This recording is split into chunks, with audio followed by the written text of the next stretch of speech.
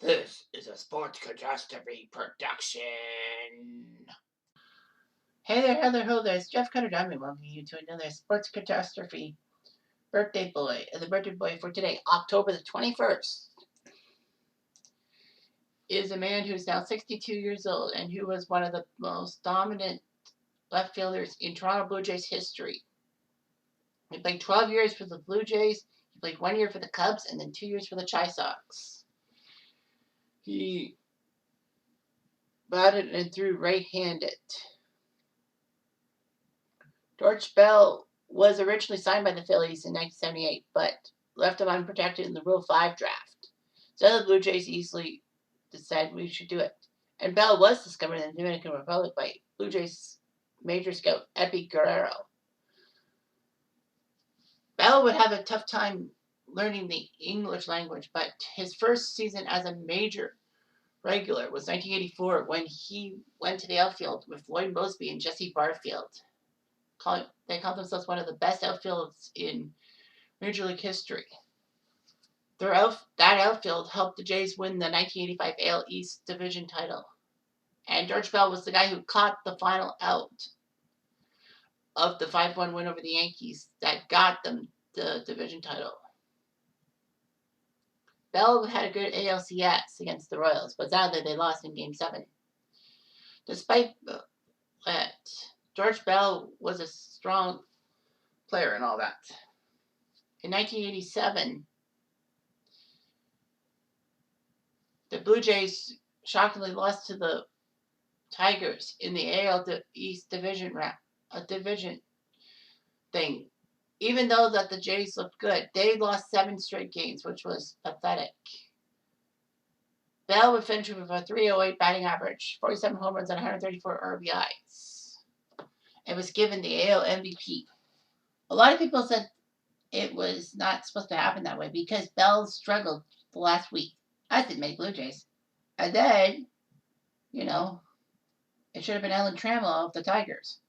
But that kind of went to the bias of the fact that your team makes the playoffs, you get more votes. Anyway, Bell had issues after the 87 season. His outfield play was such that Blue Jays manager Jimmy Williams thought he would be much better off as the team's number 1 DH, with Sil Capusano being the guy to play instead of Bell in the outfield. Bell did not like it one bit, and in spring training on St. Patrick's Day 1987, he refused to bat in a game against Philly. He was trying to make Jimmy Williams look bad.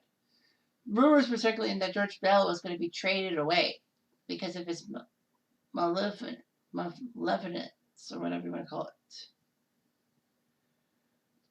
So the Blue Jays came up with a move that George Bell could play left field, but then he would have to DH once in a while.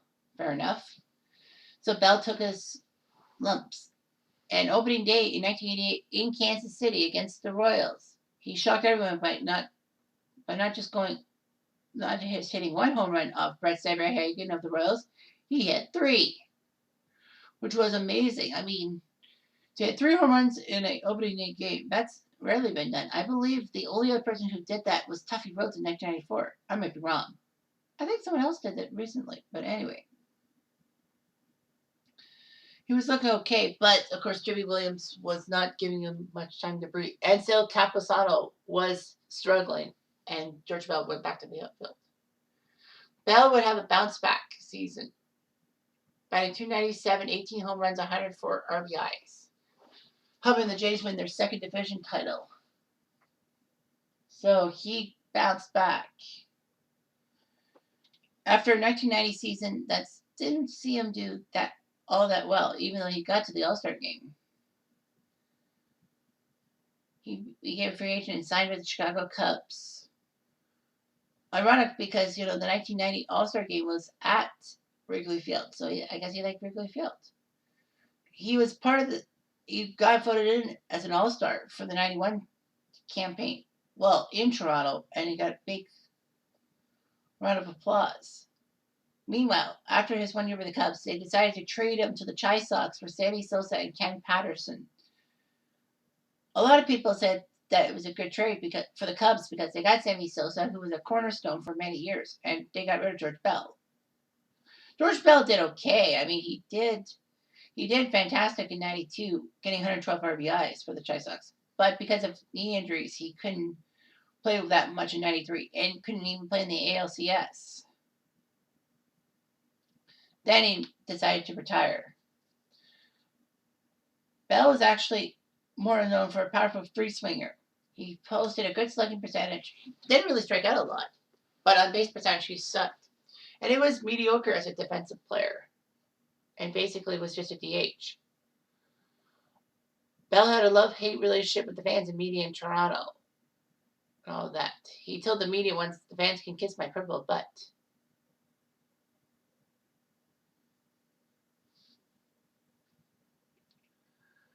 So anyway, George Bell is also remembered in Blue Jay circles for hitting the last home run at Exhibition Stadium.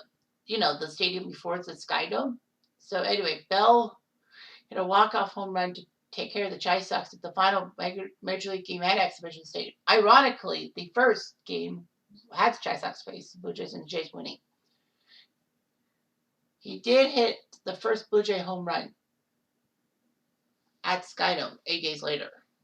So he did okay. In his career, 278 with 265 home runs, 1,000 RBIs. That's great. And, you know, he did okay. I mean, Bell seemed to be a decent player, but in the end, I mean, a lot of things got sour. So what can you do? Anyway, I'm Jeff Diamond. I do.